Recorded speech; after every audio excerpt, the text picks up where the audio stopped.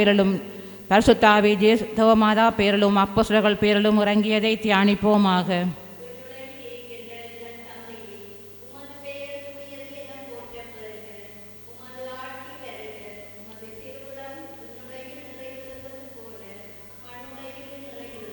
எங்கள் அன்றாட உணவை இன்று எங்களுக்கு தாரும்.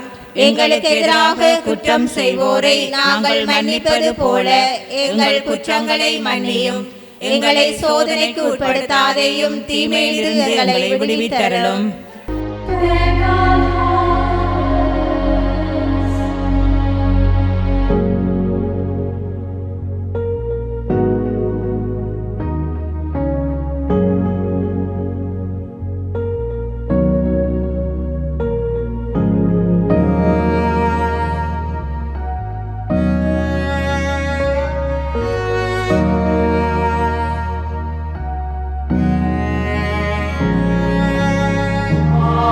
தாரும்.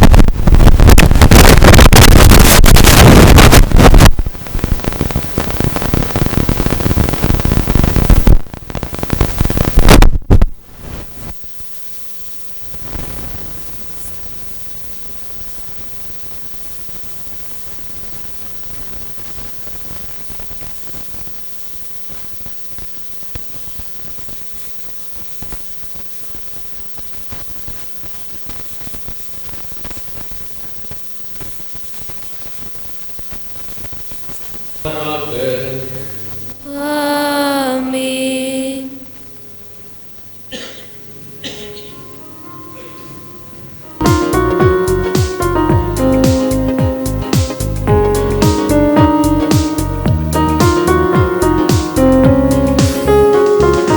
ஆண்டவரே இரக்கமாயிரும்.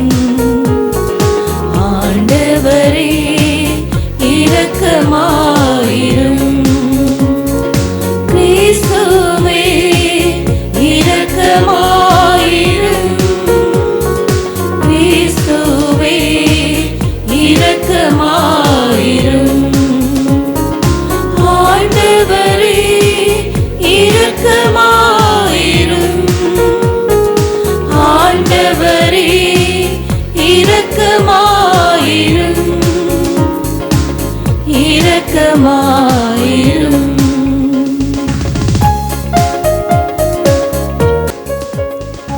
உன்னதங்களிலே இறைவனுக்கு மாட்சிமை உண்டாகுக. உலகினிலே நல் மனத்தவர்க்கு அமைதியும் உண்டாகுக. புகழுகின்றோம், போற்றுகின்றோம், பாடுகின்றோம் இறைவனே.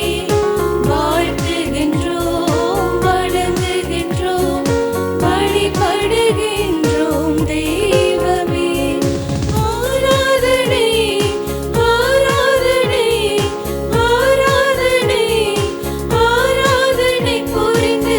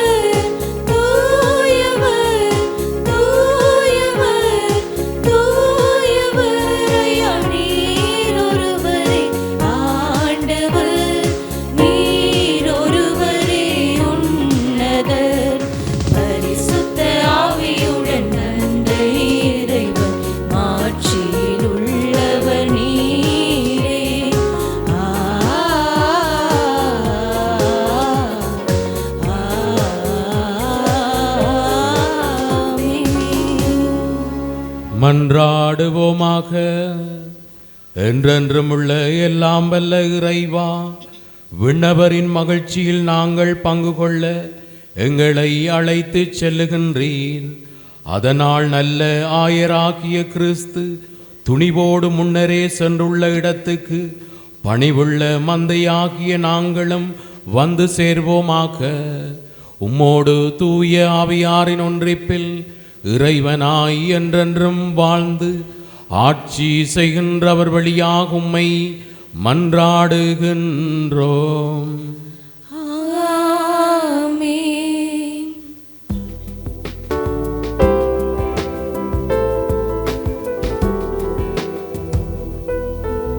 இன்னை வாழ்விக்கும் வார்த்தை, என்றென்றும் வழி காட்டும் வார்த்தை, எண்ணங்களை சீராக்கும் வார்த்தை, விண்ணும் மண்ணும் அழிந்தாலும் அழியாமல் நிலைப்பது என்றென்றும் வாழ்விக்கும் இறைவார்த்தை, இறைவார்த்தை, இறைவார்த்தை, இறைவார்த்தை, என்னை வாழ்விக்கும் வார்த்தை, என்றென்றும் வழி காட்டும் வார்த்தை.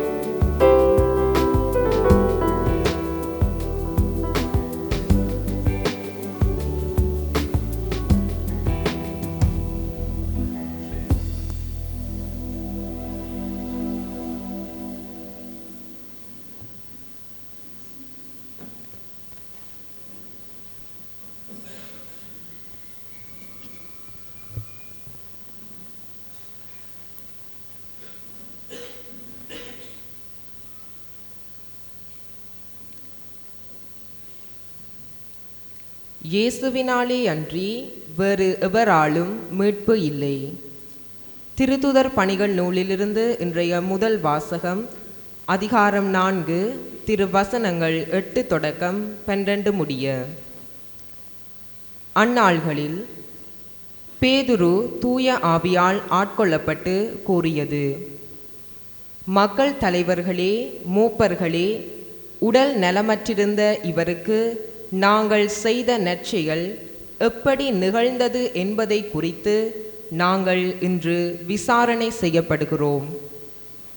நாசரேத்து இயேசுவின் பெயரால் இவர் நலமடைந்து நம்முடன் நிற்கிறார். இது உங்கள் எல்லாருக்கும், இஸ்ரேல் மக்கள் அனைவருக்கும் தெரிந்திருக்கட்டும். நீங்கள் இயேசுவை சிலுவையில் அறைந்தீர்கள். ஆனால் கடவுள் இறந்த அவரை உயிருடன் எழுப்பினார். இந்த இயேசுவே கட்டுகிறவர்களாகிய உங்களால் இகழ்ந்து தள்ளப்பட்ட கல், ஆனாலும் முதன்மையான மூளைக்கல்லாக விளங்குகிறார். இவராலே அன்றி வேறு எவராலும் மீட்பு இல்லை. ஏனென்றால் நாம் மீட்பு பெறுமாறு வானத்தின் கீழ் மனிதரிடையே இவரது பெயரன்றி வேறு எந்த பெயரும் கொடுக்கப்படவில்லை. இது ஆண்டவர் வழங்கும் அருள்வாக்கு. இறைவனுக்கு நன்றி.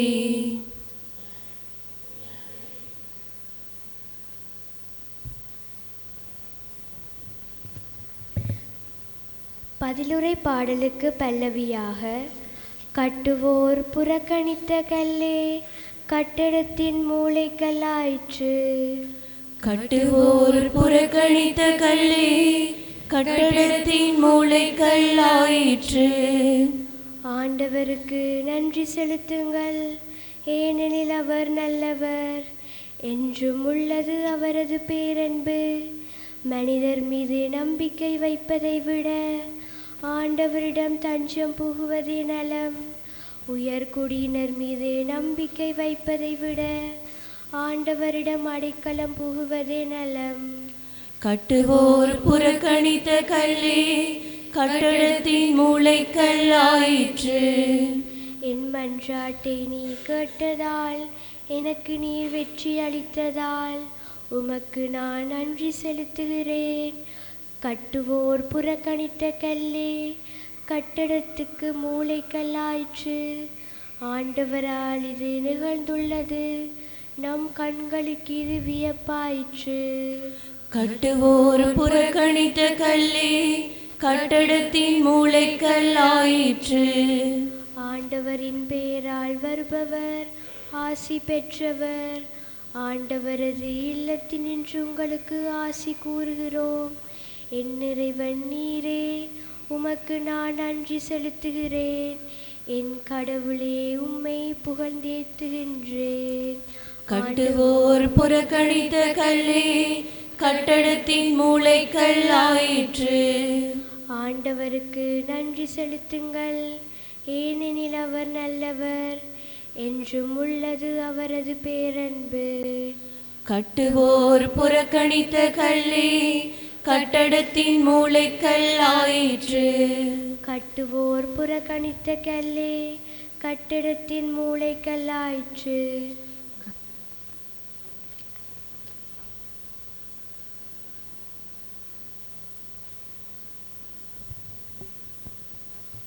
கடவுள் இருப்பது போல் அவரை காண்போம்.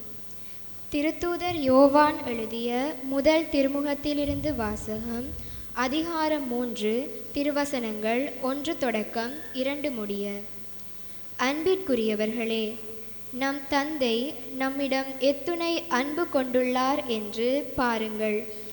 நாம் கடவுளின் மக்களென அழைக்கப்படுகின்றோம். கடவுளின் மக்களாகவே இருக்கின்றோம். உலகம் அவரை அறிந்து கொள்ளாததால் தான் நம்மையும் அறிந்து கொள்ளவில்லை. என் அன்பார்ந்தவர்களே, இப்போது நாம் கடவுளின் பிள்ளைகளாய் இருக்கின்றோம். இனி எத்தன்மையராய் இருப்போம் என்பது இன்னும் வெளிப்படவில்லை. ஆனால் அவர் தோன்றும் போது நாமும் அவரை போல் இருப்போம். ஏனெனில் அவர் இருப்பது போல் அவரை காண்போம். இது ஆண்டவர் வழங்கும் அருள்வாக்கு. இறைவனுக்கு நன்றி. ஹalleluya, ஹalleluya, ஹalleluya, ஹalleluya, ஹalleluya, ஹalleluya.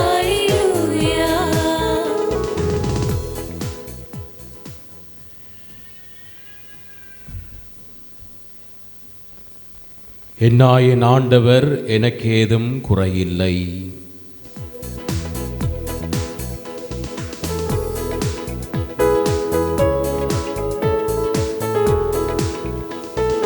ஹalleluya, ஹalleluya, ஹalleluya, ஹalleluya, ஹalleluya, ஹalleluya.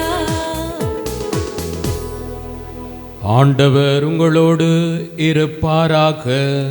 உம்மான்மாவோடும் இருப்பாராக. யோவான் எழுதிய தூய நற்செய்தியிலிருந்து வாசகம். ஆண்டவரே, மாட்சி உமக்கே.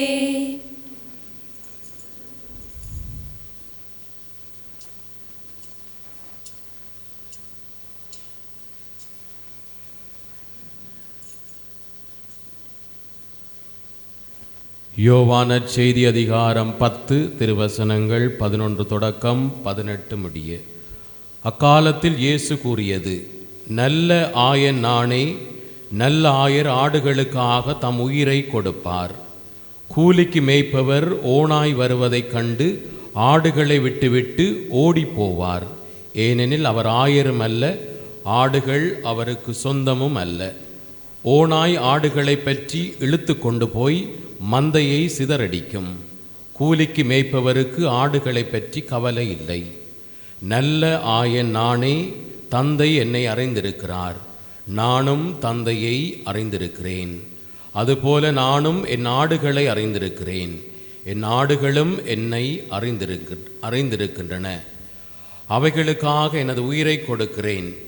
இக்கொட்டிலை சேரா வேறு ஆடுகளும் எனக்கு உள்ளன. நான் அவற்றை நடத்தி செல்ல வேண்டும். அவையும் எனது குரலுக்கு செவி சாய்க்கும். அப்போது ஒரே மந்தையும் ஒரே ஆயரும் என்னும் நிலை ஏற்படும்.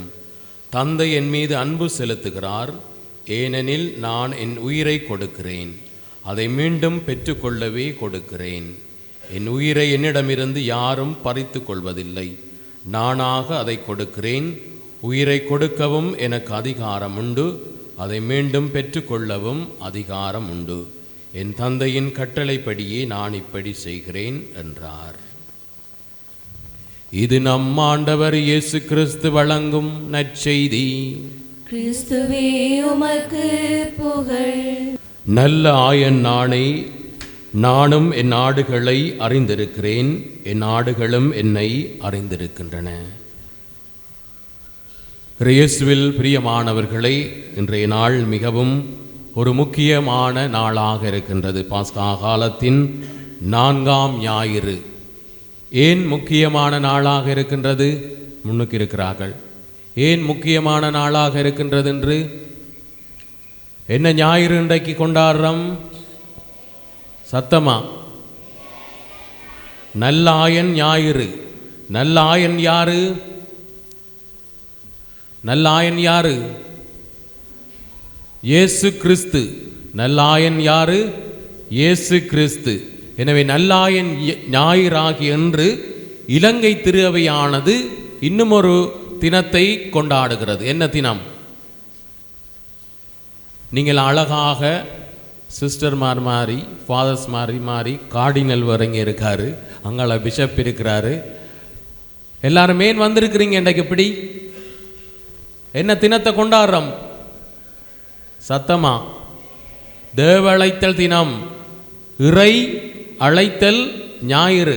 அருட்சகோதரி மறையாசிகளோடு சேர்ந்து அழகாக அடையாள முறையில் இயேசுநாதர் வலை அங்கே இருக்கின்றது. ஏனென்றால் முதல் சீடர்களை இயேசு அழைக்கின்ற பொழுது அவர்கள் மீனவர்களாக இருந்தார்கள்.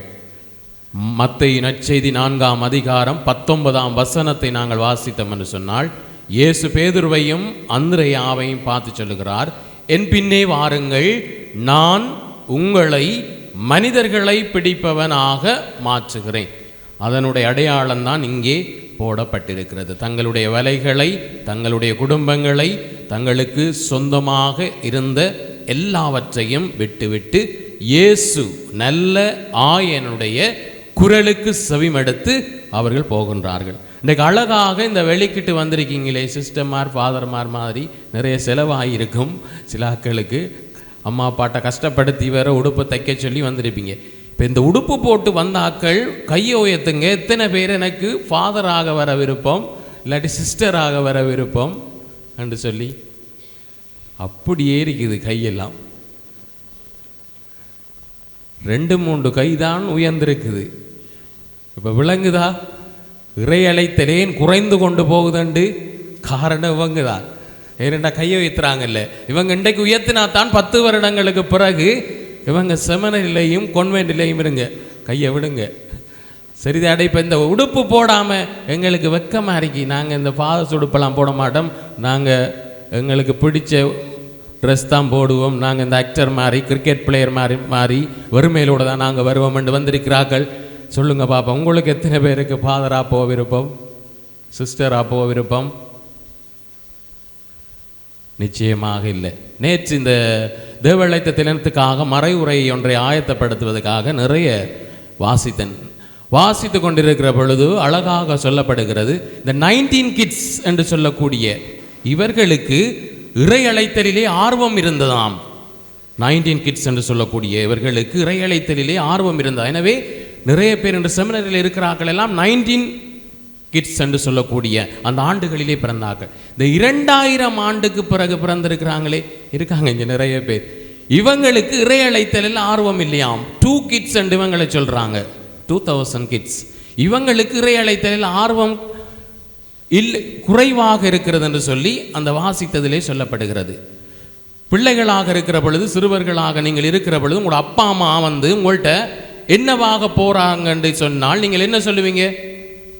உங்களோட பெற்றோர்கள் உங்கள்கிட்ட, இல்லாட்டி ஆசிரியர்கள், இல்லாட்டி குருக்கள் வந்து எதிர்காலத்தில் நீங்கள் என்னவாக போகிறீங்கன்னு கேட்டார் என்ன சொல்லுவீங்க? சிலாக்கள் ஒவ்வொரு ஆளும் ஒன்று சொல்லுவீங்க. சிலாக்கள் இந்த பக்கம் இருக்கிறார்கள் என்ன சொல்லுவீங்க? நான் ஒரு, சத்தமாக சொன்னால் தான் விளங்கும், நான் ஒரு ஆசிரியராக விருப்பம், நான் ஒரு இன்ஜினியராக விருப்பம், நான் ஒரு மருத்துவராக விருப்பம். சிலர் சொல்லுவாங்க நான் ஒரு அருட்சகோதரியாக, அருட்தந்தையாக விருப்பம், அல்லது நான் ஒரு விமான ஓட்டுநராக இருக்க வேண்டும், ஒரு பொலிஸாக நான் மாற வேண்டும் என்று இப்படி பல பதில்களை நாங்கள் காணக்கூடியதாக இருக்கின்றது. பெற்றோர்கள் எல்லாம் கரங்களை தட்டி சந்தோஷமாக அவர்களை மகிழ்ச்சிப்படுத்துவார்கள். ஆனால் இதே கேள்வியை நாங்கள் சில ஆண்டுகளுக்கு பிறகு அவர்களுக்கு கேட்கின்ற பொழுதுதான் அவர்கள் இளைஞர்களாக, யுவதிகளாக ஆளுமை பெற்றிருக்கிறார்கள். சிறுவர்களாக அவர்கள் இருக்கின்ற பொழுது கொடுத்த பதில் உண்மையான பதில் அல்ல. மாறாக அவர்கள் விருப்பத்தினாலும் ஆசையினாலும் பெற்றோர்களுடைய கேள்விக்கு பதில் சொல்கிறார்கள். ஆனால் அதே சிறுவர்கள் இளைஞர்களாக, யுவதிகளாக இருக்கிற பொழுது அவர்கள் கூறுகின்ற பதில் உண்மையான பதிலாக இருக்கின்றது. ஏனென்று சொன்னால் அவர்களுடைய திறமைகள் அடிப்படையில், தகமைகள் அடிப்படையில், ஆளுமை அடிப்படையில் கேட்கப்படுகின்ற கேள்வி, நீங்கள் எதிர்காலத்திலே என்னவாக போகிறீர்கள்? நிச்சயமாக அந்த நேரத்தில் அவர்கள் சொல்லுவது வந்து அவர்களுடைய உள்ளத்திலே இருந்து வருகிறது. நான் ஒரு குருவாகத்தான் வர வேண்டும், நான் ஒரு அருட்சகோதரியாகத்தான் வர வேண்டும், நான் ஒரு மருத்துவராகத்தான் வர வேண்டும், நான் ஒரு வங்கியிலே பேங்கிலே வேலை செய்பவராகத்தான் நான் வர வேண்டும், ஒரு மேனேஜராக நான் வர வேண்டும் என்று அவர்களுக்குள்ளே சொல்லுகின்றார்களே, அது அவர்களுடைய வாழ்க்கையிலே நடைபெறுகின்றது. ஏனென்றால் அவர்களுடைய அந்த இலட்சியத்தை அவர்கள் வெளிப்படுத்துகிற வயது அந்த வயதாக இருக்கிறது. எனவே இறை அழைத்தல் என்றால் என்ன? இறை அழைத்தல் என்றால் என்ன? பெரியாக்கள் 8ஆம் ஆண்டு 9ஆம் ஆண்டு படிக்கிறார்கள்.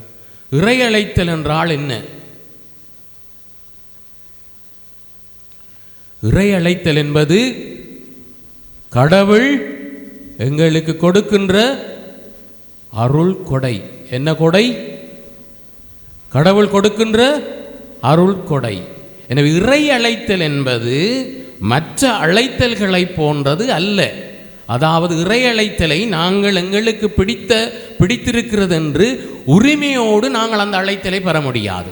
விருப்பம் கொள்ளலாம், ஆனால் அந்த அழைத்தலை நாங்கள் உரிமையோடு கொண்டாட முடியாது. ஏனென்றால் இறை அழைத்தல் இறைவனிடமிருந்து வருகின்றது. இறை அழைத்தலிலே எங்களை தெரிவு செய்பவர் இயேசு ஆண்டவர். எங்களில் இறை அழைத்தலில் எங்களை தொடர்ந்துமாக நிலைத்திருக்க செய்பவரும் அதே ஆண்டவர். எனவே இறை அழைத்தல் என்பது நாங்கள் விரும்பினாலும் விரும்பாவிட்டாலும் கடவுள் எங்களுக்கு கொடுக்கின்ற கொடையாக அது இருக்கின்றது. எனவே அந்த கொடையை பெற நாங்கள் உரிமை கோர முடியாது, விருப்பம் கொள்ள முடியும். ஆண்டவர் விரும்பினால் எங்களை அழைக்க முடியும். எரேமியா இறைவாக்கினர் புத்தகத்திலே நாங்கள் வாசிக்கிறோம்.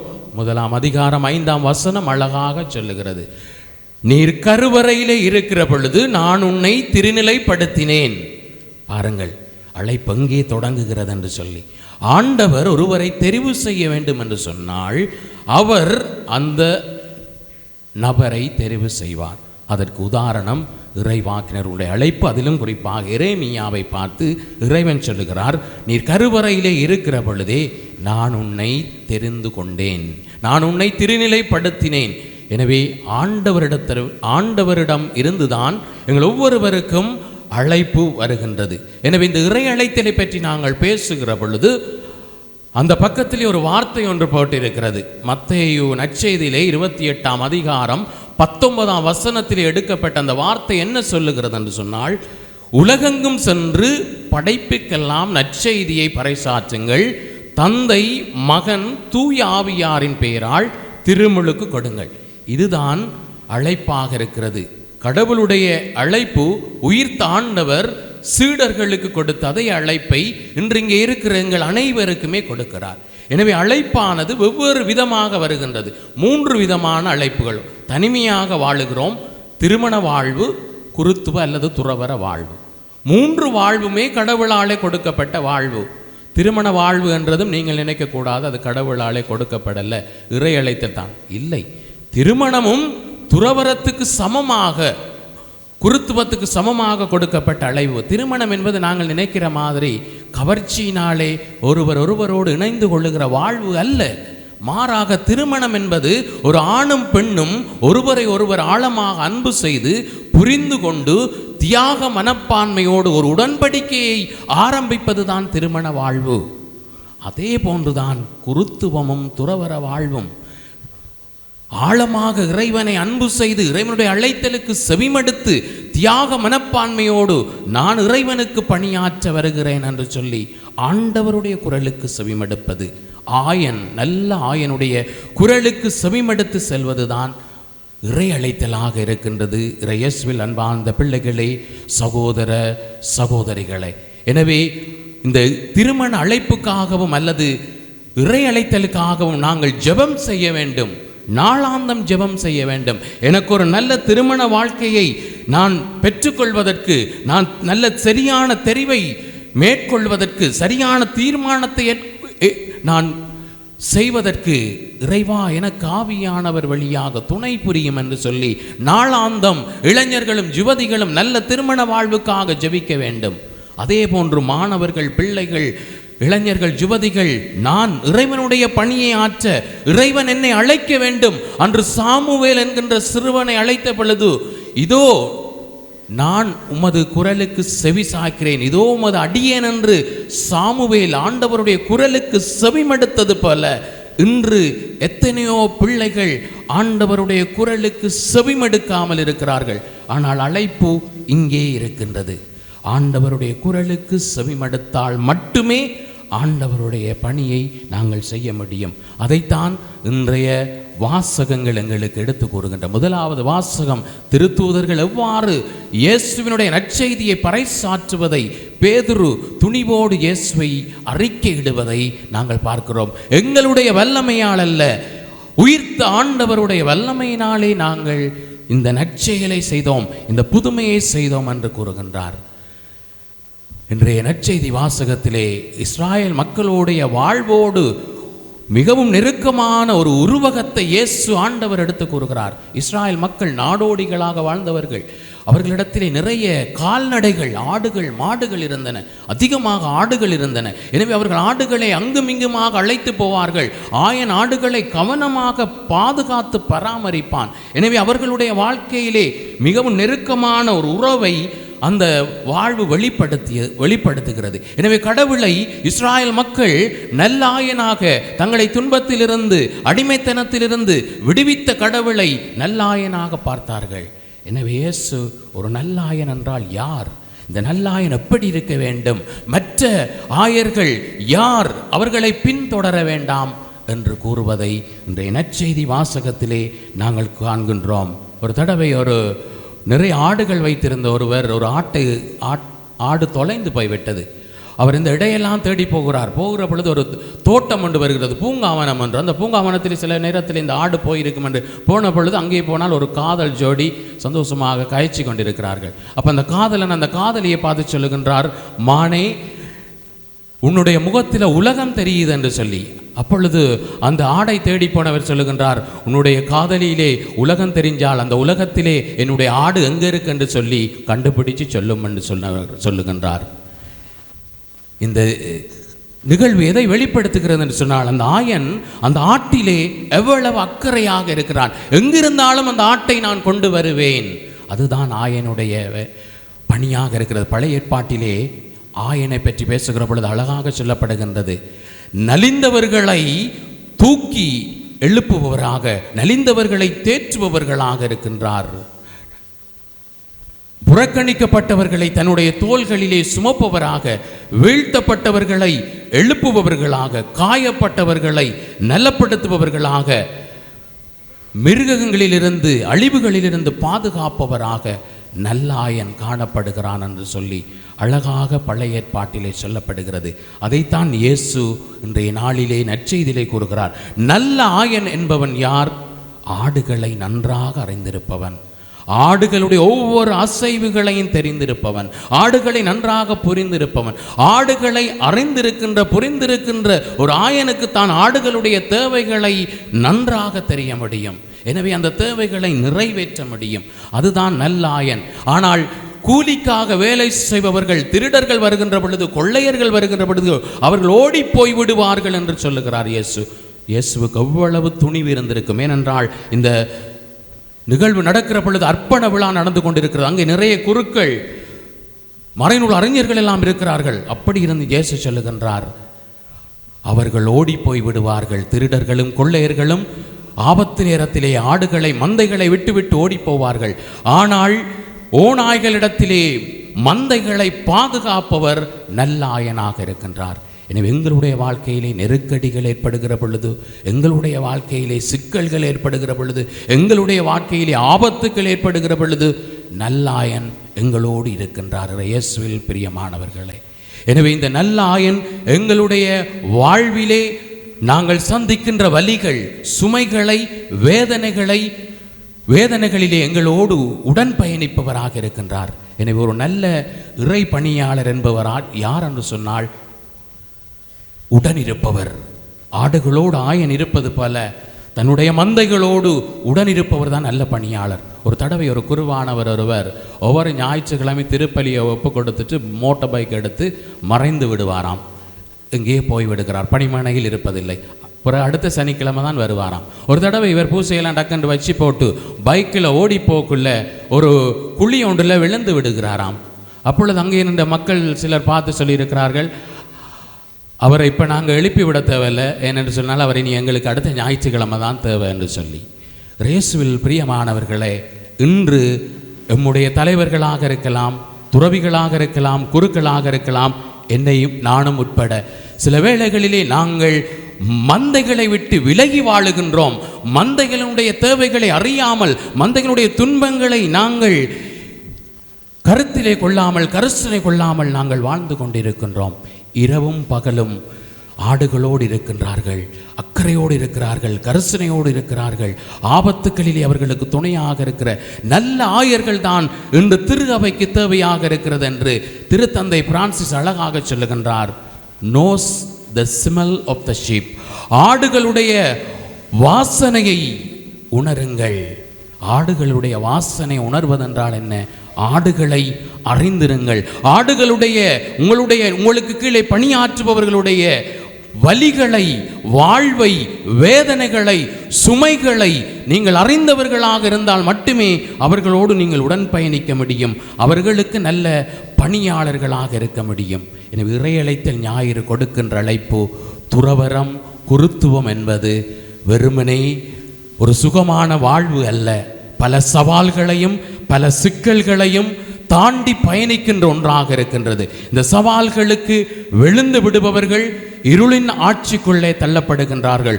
ஒளியாக வாழ வேண்டியவர்கள், முன்மாதிரியாக இருக்க வேண்டியவர்கள் இருளுக்குள்ளே, இந்த உலக கவர்ச்சிக்குள்ளே போகிற பொழுது அவர்களுடைய வாழ்க்கை மாறுபட்டதாக அமைகிற பொழுது நிம்மதியின்றி இருக்கிறார்கள். மக்களை ஒன்று சேர்க்க வேண்டியவர்கள், மக்களிடையே சமாதானத்தை, ஒற்றுமையை, அன்பை வெளிப்படுத்த வேண்டியவர்கள் அவர்கள் அவ்வாறு இல்லாமல் இருந்து கொண்டிருக்கிறார்கள். எனவே நாங்கள் அனைவரும் குருக்களுக்காக ஜெபிக்க வேண்டும். இந்த உலக போக்கிலே வாழுகின்றவர்களாக நாங்கள் இல்லாமல் உண்மையாகவே இறை அழைத்தலை ஏற்றுக்கொண்டு ஆண்டவருடைய குரலுக்கு நாளாந்தம் செவிமடுத்து மக்களுடைய பணிகளை நிறைவேற்றுகின்ற நல்ல துறவிகளாக, குருக்களாக வாழ்வோம். அதே வேளையிலே குருத்துவ பயணத்திலே பயணித்து கொண்டிருக்கிற எத்தனையோ பேர் பல சோதனைகளுக்கு உட்படுகிறார்கள். இடையிலே தங்களுடைய பயணத்தை நிறுத்தி விடுகிறார்கள். பல சவால்களுக்கு அவர்களால் முகம் கொடுக்க முடியாமல் இருக்கிறது. ஏனென்றால் நாங்கள் அவர்களுக்காக ஜெபம் செய்வதில்லை. பெற்றோருடைய ஜெபம் ஒரு குருவானவருடைய வாழ்விலே மிகவும் முக்கியமானதாக இருக்கிறது. எல்லா விதமான சோதனைகளையும் வெற்றி கொள்ள வேண்டும் என்றால் ஒரு தாயினுடைய ஜெபம் ஒரு குருவானவருக்கு நிச்சயமாக தேவையாக இருக்கிறது.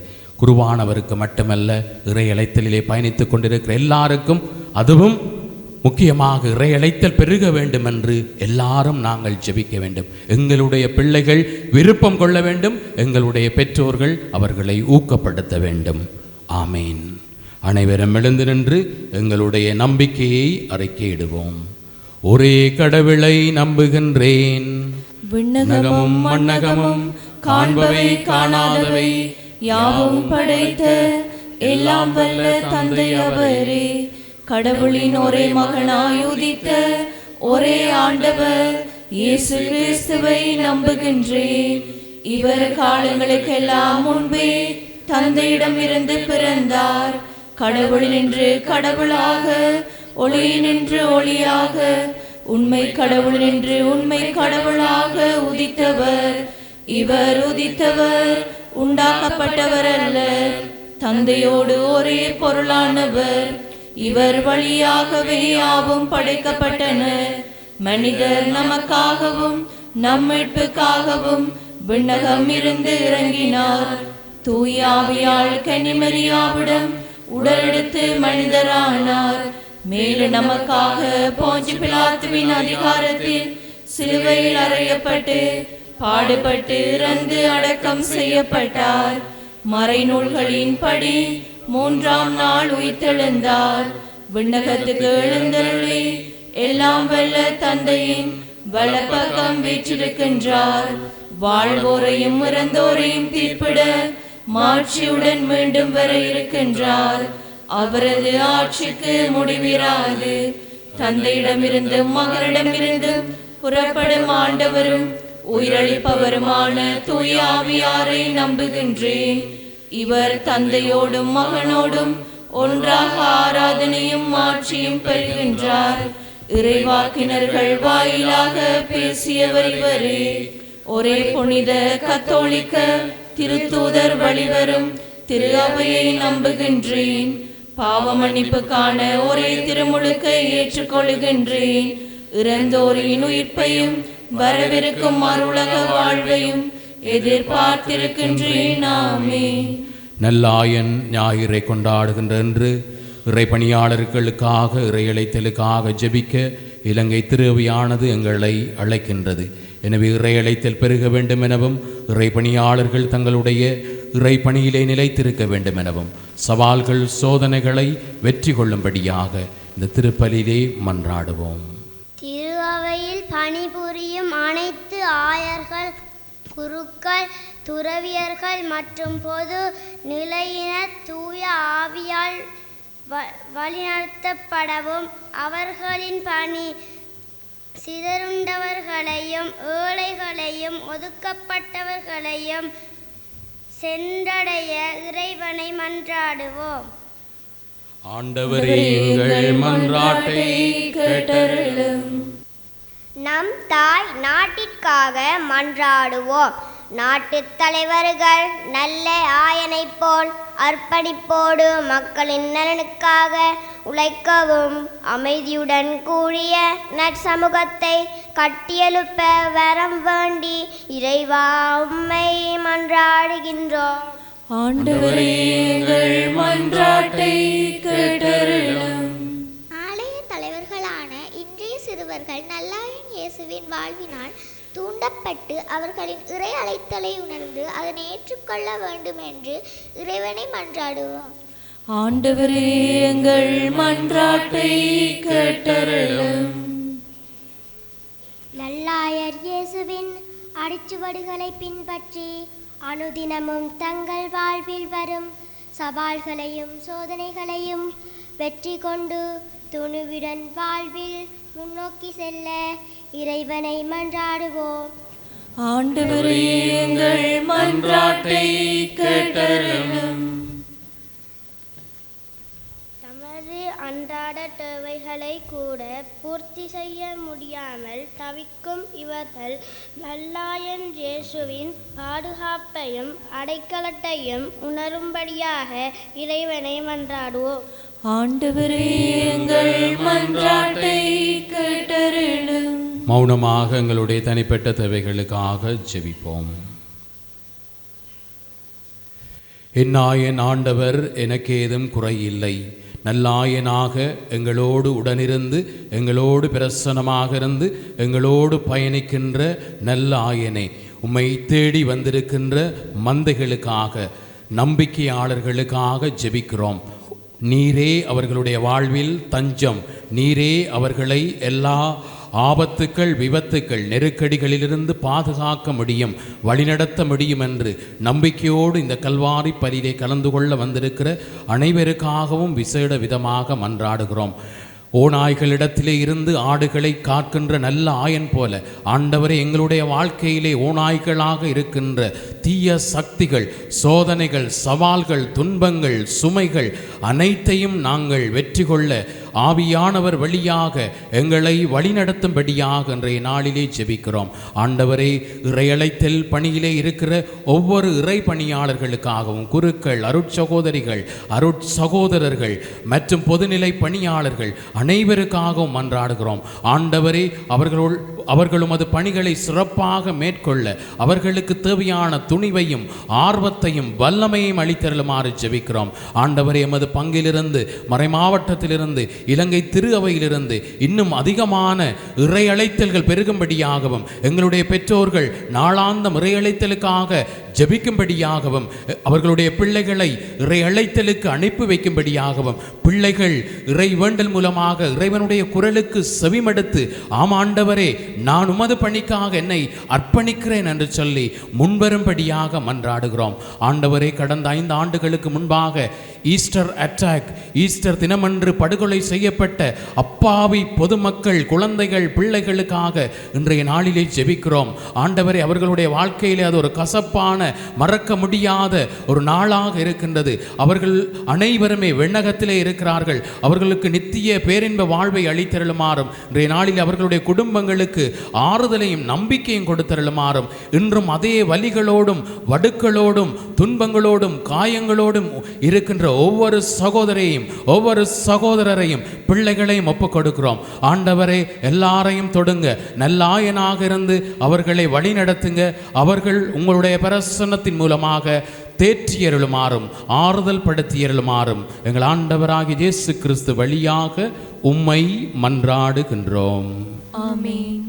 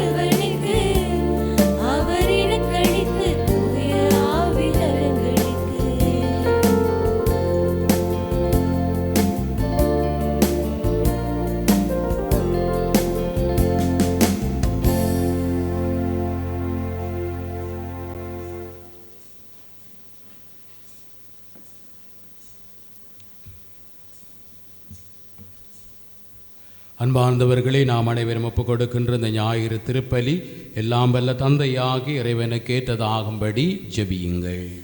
ஆண்டவர் தமது பேரின் போட்சிக்காகவும் மாட்சிக்காகவும் நமது நன்மைக்காகவும் புனித திரு அவை அனைத்து நலனுக்காகவும் மது கையிலிருந்து பலியை ஏற்றுக்கொள்வாராக. ஆண்டவரை பாஸ்கா மறை நிகழ்வுகள் வழியாக எங்களை என்று மக்களிக்க செய்திட உம்மை வேண்டுகின்றோம்.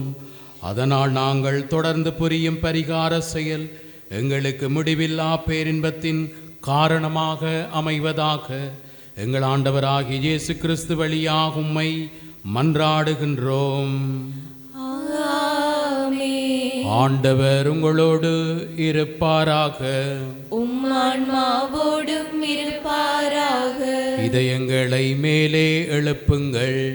ஆண்டவரிடம் எழுப்பியுள்ளோம். நம் இறைவனாகிய ஆண்டவருக்கு நன்றி கூறுவோம். அது தகுதியும் நீதியுமானது. ஆண்டவரே, காலத்திலும் உம்மை புகழ்ந்துரைப்பதும் எல்லாவற்றுக்கும் மேலாக எங்கள் பாஸ்காவாகிய கிறிஸ்து பலியான சிறப்பான காலத்தில் உம்மை இன்னும் மிகுதியாக வாழ்த்தி போற்றுவதும் மெய்யாகவே தகுதியும் நீதியுமாகும். எங்கள் கடமையும் மீட்புக்குரிய செயலுமாகும். ஏனெனில் பழையன அழிக்கப்பட்டு வீழ்ச்சியுற்ற படைப்பு அனைத்தும் புதுப்பிக்கப் பெறுகின்றது. எங்கள் வாழ்வும் கிறிஸ்துவில் சீரமைக்கப்பட்டு நிறைவு பெறுகின்றது. ஆகவே பாஸ்கா மகிழ்ச்சி பொங்க அனைத்துலகின் மாந்தர் அனைவரும் அக்களிக்கின்றனர். அவ்வாறு ஆற்றல் மிக்கோரும் அதிகாரம் கொண்ட தூதர்களும் உமது ஆட்சியை புகழ்ந்து பாடி முடிவின்றி சொல்வதாவது: தூயவர் தூயவர் தூயவர், வான்படைகளின் கடவுளாம் ஆண்டவர். விண்ணகமும் மண்ணகமும் உமது மாட்சியால் நிறைந்துள்ளன. உன்னதங்களிலே ஓசானா. ஆண்டவர் பேரால் வருகிறவர் ஆசீர் பெற்றவர். உன்னதங்களிலே ஓசானா. ஆண்டவரே, நீர் மெய்யாகவே தூயவர், தூய்மை அனைத்துக்கும் ஊற்று. ஆகவே உம்முடைய ஆவியை பொழுந்தி காணிக்கைகளை தூய்மைப்படுத்த உம்மை வேண்டுகின்றோம். இவ்வாறு எங்கள் ஆண்டவர் இயேசு கிறிஸ்துவின் உடலும் இரத்தமுமாகவே எங்களுக்கு மாறுவனவாக. அவர் பாடுபட உளம் கனிந்து தம்மை கையளித்த போது அப்பத்தை எடுத்து நன்றி செலுத்தி அதை பிட்டு தம் சீடர்களுக்கு அளித்து அவர் கூறியதாவது: அனைவரும் இதிலிருந்து பெற்று உண்ணுங்கள், ஏனெனில் இது உங்களுக்காக கையளிக்கப்படும் என் உடல்.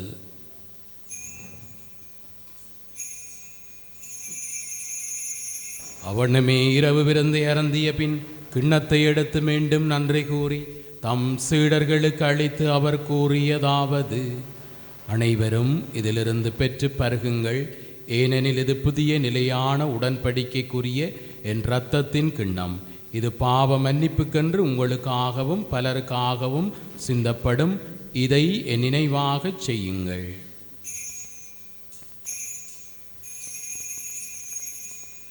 நம்பிக்கையின் மறைபொருள். ஆண்டவரே, நீர் வருமளவும் உமது இறப்பினை அறிக்கையிடுகின்றோம், உமது உயிர்ப்பினையும் எடுத்துரைக்கின்றோம். ஆகவே ஆண்டவரை, நாங்கள் கிறிஸ்துவின் இறப்பினை உயிர்ப்பினை நினைவு கூர்ந்து வாழ்வு தரும் அப்பத்தையும் மீட்பளிக்கும் கிண்ணத்தையும் ஒப்புக் கொடுக்கின்றோம். திருமணன்று மக்கு ஊழியம் புரிய தகுந்தவர்களை எங்களை ஏற்றுக்கொண்டீர். எனவே உமக்கு நன்றி செலுத்துகின்றோம். மேலும் கிறிஸ்துவின் உடலிலும் இரத்தத்திலும் பங்கு கொள்ளும் எங்களை தூய ஆவியார் ஒன்று சேர்க்க வேண்டுமென உம்மை தாழ்மையுடன் மன்றாடுகின்றோம்.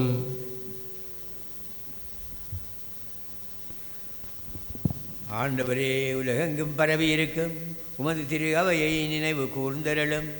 எங்கள் திருத்தந்தை பிரான்சிஸ் ஆண்டகை, எங்கள் ஆயர் ஜோத பொன்னே ஆண்டகை, இவருக்கு நல்ல உடல் நலத்தையும் சுவாமி ஆம்ன பலத்தையும் தந்து எங்கள் மறை மாவட்டத்தை இன்னும் ஆன்மீகத்திலும் ஆன்ம வளர்ச்சியிலும் ஏனைய வளர்ச்சிகளிலும் முன்னெடுத்து செல்ல அருளும் சுவாமி. எல்லா திருநிலையினர் அவரோடு சேர்ந்து இந்த மறை மாவட்டத்தில் பணிபுரிந்து கொண்டிருக்கும் அனைத்து குருக்களையும், மேற்றுசாரண குருக்கள், துறவர குருக்கள், சகோதரர்கள், சகோதரிகள், பொதுநிலையினர் ஆகிய அனைவரோடும் திரு-அவை அன்பில் நிறைவு பெற செய்தருளும். மேலும் உயிர்த்தெழும் மெதநோக்குடன் தொழில் கொள்ளும் எங்கள் சகோதரர் சகோதரிகளையும் விசிடமாக 2021 19ஆம் ஆண்டு ஏப்ரல் மாதம் 21ஆம் தேதி நடைபெற்ற குண்டு தாக்குதலில் மரித்த இறந்தோர் அனைவரையும் இரக்கத்துடன் நினைவு கூர்ந்து உமது திருமுகொழியினுளேற்றருளும். எங்கள் அனைவர் மீதும் இரக்கமாயிரும். கடவுளின் கன்னித்தாயான புனித மரியா, அவருடைய கணவரான புனித யோசேப்பு, புனித திருத்தூதர்கள், இவ்வுலகிலும் குகந்தவராயிருந்தோர், எமது பங்கின் பாதுகாவலர் புனித ஞாசியார் ஆகிய புனிதர்கள் அனைவருடனும் நாங்கள் நிலை வாழ்வில் பங்கு கொள்ளும் தகுதி பெற்று உம் திருமகன் இயேசு கிறிஸ்து வழியாக உம்மை புகழ்ந்தேத்தும் வரமருள உம்மை மன்றாடுகின்றோம்.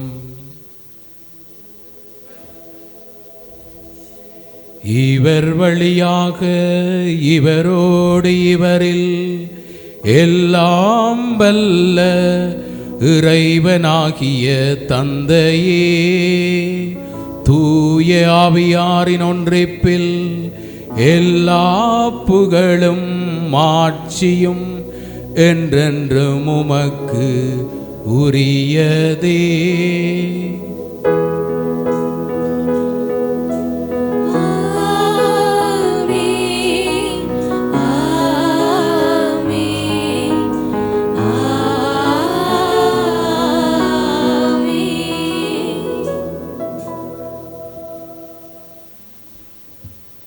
இறைவேண்டல் எங்களுடைய வாழ்க்கையிலே இன்றியமையாததாக இருக்கிறது. இறைவேண்டல் செய்கிற ஒவ்வொருவருடைய வாழ்வும் ஆசீர்வாதம் மிக்க வாழ்வாக அமைகின்றது. அந்த நம்பிக்கையோடு இயேசு கற்றுக் கொடுத்த ஜெபத்தை சொல்லுவோம். விண்ணுலகில் இருக்கிற எங்கள் தந்தையே, உமது பெயர் தூயது என போற்ற பெறுக. உமது ஆட்சி வருக. உமது திருவுளம் விண்ணுலகில் நிறைவேறுவது போல மண்ணுலகிலும் நிறைவேறுக. எங்கள் அன்றாட உணவை இன்று எங்களுக்கு தாரும். எங்களுக்கு எதிராக குற்றம் செய்வோரை நாங்கள் மன்னிப்பது போல எங்கள் குற்றங்களை மன்னியும். எங்களை சோதனைக்குட்படுத்தாதையும் தீமையிலிருந்து எங்களை விடுவித்தருளும். ஆண்டவரே, தீமைகள் அனைத்திலிருந்தும் எங்களை விடுவித்து எங்கள் வாழ்நாளில் அமைதியை கனிவுடன் அருளமை மன்றாடுகின்றோம். உமது இரக்கத்தின் உதவியால் நாங்கள் பாவத்திலிருந்து எப்போதும் விடுதலை பெற்று யாதொரு கலக்கமுமின்றி நலமாயிருப்போமாக. நாங்கள் இதை நோக்கி இருக்கும் பேரின்பத்துக்காகவும் எம்மின்பராகிய இயேசு கிறிஸ்துவின் வருகைக்காகவும் காத்திருக்கின்றோம். ஏனெனில் ஆட்சியும் வல்லமையும் மாட்சியும் என்றென்றும் உமதே. ஆண்டவரே இயேசு கிறிஸ்துவே, அமைதியை உங்களுக்கு விட்டு செல்லுகின்றேன், என் அமைதியையே உங்களுக்கு அளிக்கின்றேன் என்று உம்முடைய திருத்தூதர்களுக்கு மொழிந்தீரே. எங்களுடைய பாவங்களை பாராமல் உமது திரு அவையின் நம்பிக்கையை கண்ணோக்கி உமது திருவிழத்துக்கேற்ப அதற்கு அமைதியையும் ஒற்றுமையும் ஆறுதலையும் அளித்தருள்வீராக. என்றென்றும் வாழ்ந்து ஆட்சி செய்கின்றவர் நீரே. ஆமென். ஆண்டவருடைய அமைதி உங்கள் அனைவரோடும் இருப்பதாக. உம்மான்மாவோடும் இருப்பதாக. நல்லாயனாகிய உயிர்த்த ஆண்டவர் இயேசுவினுடைய அமைதியை ஒருவர் மற்றவரோடு பகிர்ந்து கொள்வோம்.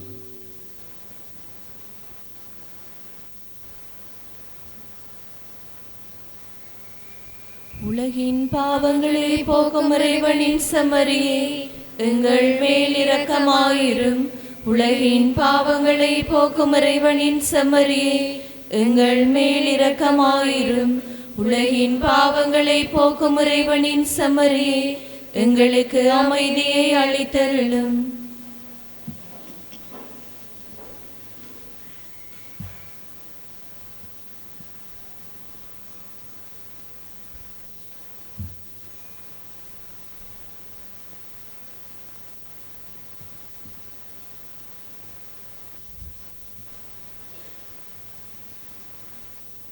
இதோ இறைவனின் செம்மறி, இவரே உலகின் பாவங்களை போக்குகின்றவர். தவறிப்போகின்ற ஆடுகளை தேடிச் செல்லுகின்ற நல்ல ஆயன். இவருடைய திருவிருந்துக்கு அழைக்கப்பெற்ற நாம் அனைவரும் பேறு பெற்றோர். ஆண்டவரே, நீரை நிலத்தில் எழுந்தருள நான் தகுதியற்றவள். ஆனால் ஒரு வார்த்தை மட்டும் சொல்லியருளும், எனது ஆன்மா நலமடையும்.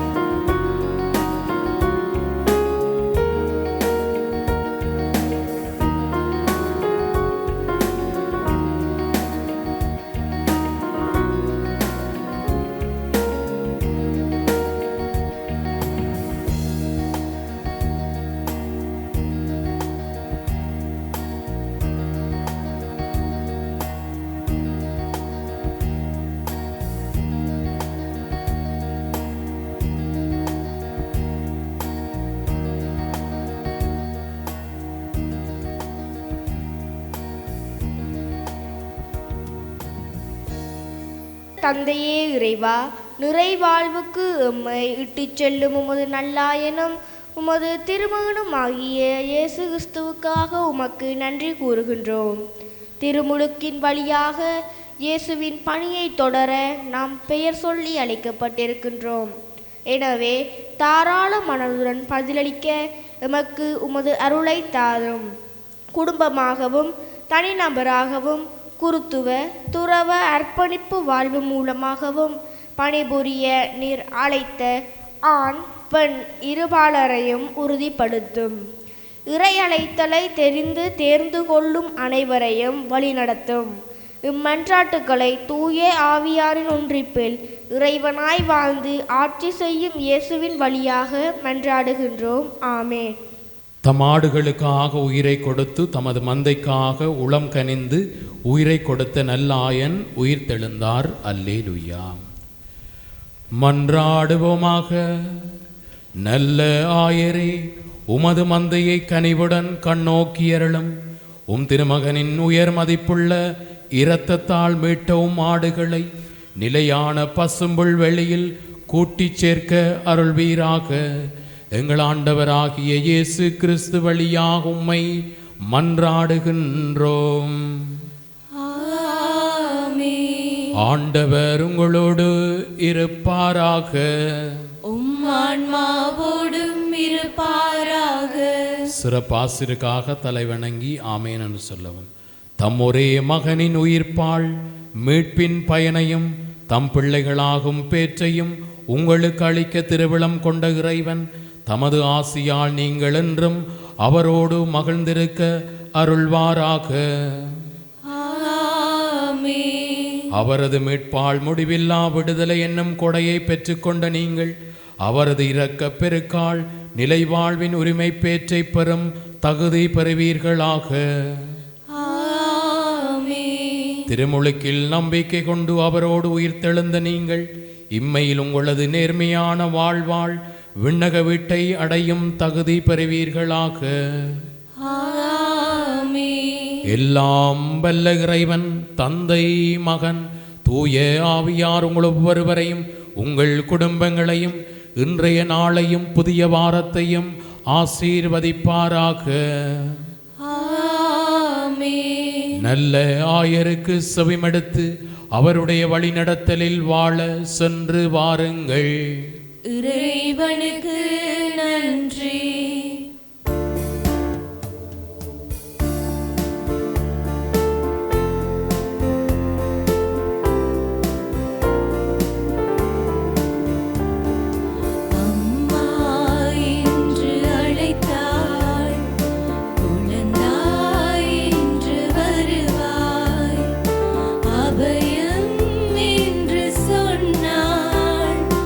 அன்பாய் தூக்கி நெஞ்சில்